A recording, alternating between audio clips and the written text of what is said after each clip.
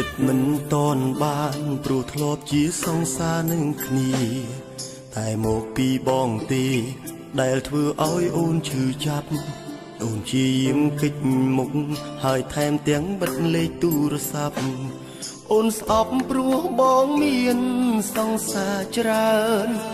អង្គុយផឹកម្នាក់ឯងស្មុគស្មាញម្នាក់ឯងអូនមិនដឹង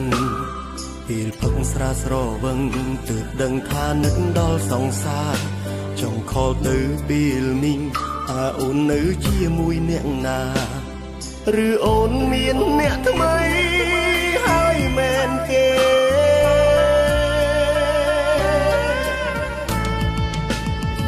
ទោះបីផឹកដល់ស្លាប់ខ្លួនក៏អូនមិនវិលវិញដែរទោះបីកាយក៏អូននៅតែមិនត្រឡប់ចង់ធ្វើខ្លួនជាមនុស្សស្មងតែស្នេហាបានបញ្ចប់មិនអាចត្រឡប់ក្រោយឲ្យអូនលើកលែងត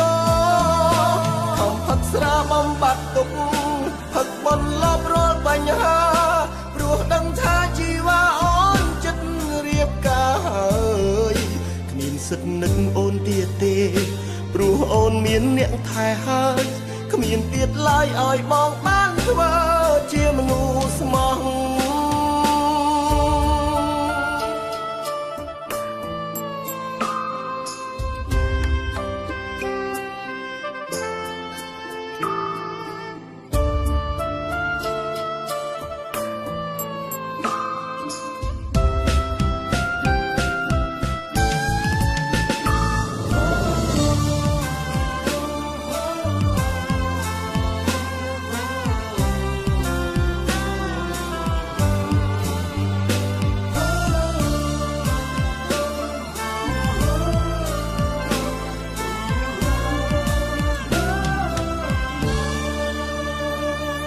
ចិត្តមិនតនបានព្រោះធ្លាប់ជាសង្សារនឹងគ្នា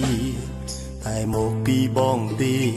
ដែលធ្វើឲ្យអូនឈឺចាប់អូនជាយាមកិច្ចមុខហើយថែមទាំងបិទលេខទូរស័ព្ទអូនស្អប់ព្រោះបងមានសង្សារច្រើន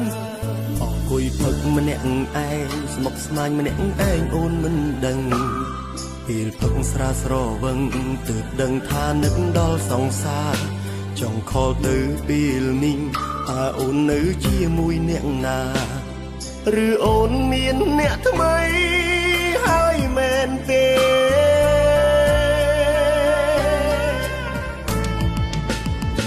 ទោះបីផឹកដល់ស្លាប់ខ្លួនក៏អូនមិនវិលវិញដែរទោះបីកាយក៏អូននៅតែមិនត្រឡប់ចង់ធ្វើខ្លួនជាមនុស្សស្មោះតែស្នេហាបានបញ្ចប់